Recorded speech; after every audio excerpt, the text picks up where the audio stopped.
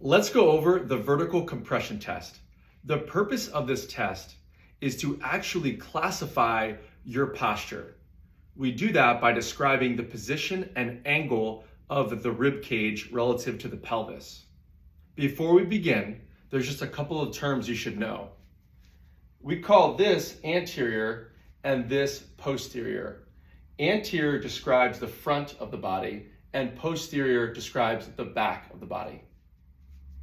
Before we go over the test, let's go over 5 postures that can compress and or stress your spine.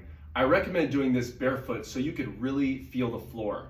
Make sure you follow along because we're going to find the posture that you're likely in.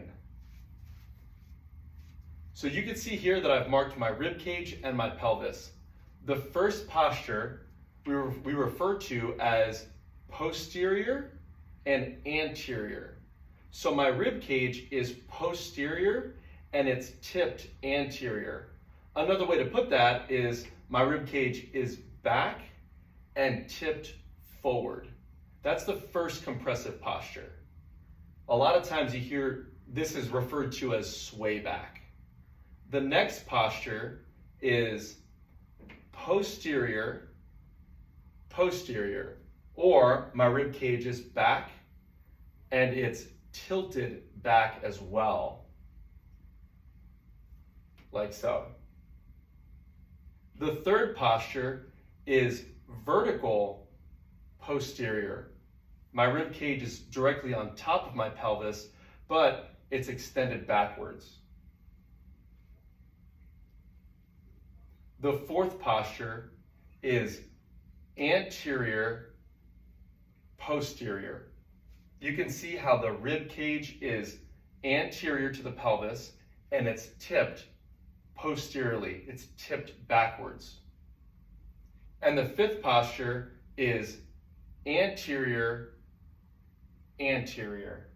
My rib cage is forward and it's tipped forward.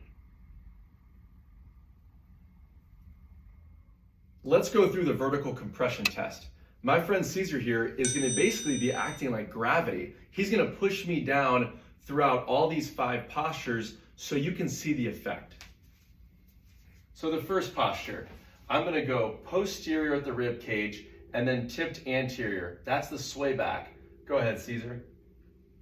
There. Now this does not feel great. It feels like he's loading into my spine. The next posture is going to be posterior, posterior. Go ahead again. And again, that just doesn't feel right. It's like in my back, in my tailbone. The next posture is going to be vertical, posterior. And again, not quite right. I don't feel the springiness that is my legs. The next one is anterior and then posterior. My rib cage is front and then tipped backward. And then the last one is going to be anterior, anterior. This is obvious. Go ahead, Caesar. Yeah, you don't want someone leaning on you like this.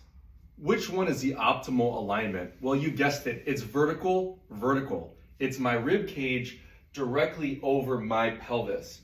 In this alignment, I can actually relax and allow gravity to come down on top of my shoulders and not feel tension or compression in my lumbar spine. Go ahead, Caesar. Press down. Now from here, it's no problem. I can hold his weight and I actually feel the springiness of my feet and my legs. This is where I'm carrying my weight.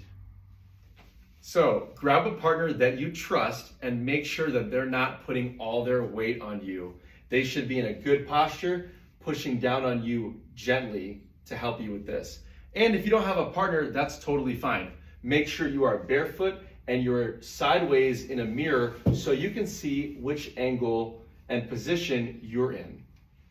The goal here is to build awareness of how you hold your posture. We want to make sure that we're accepting weight into the legs and feet and not your spine.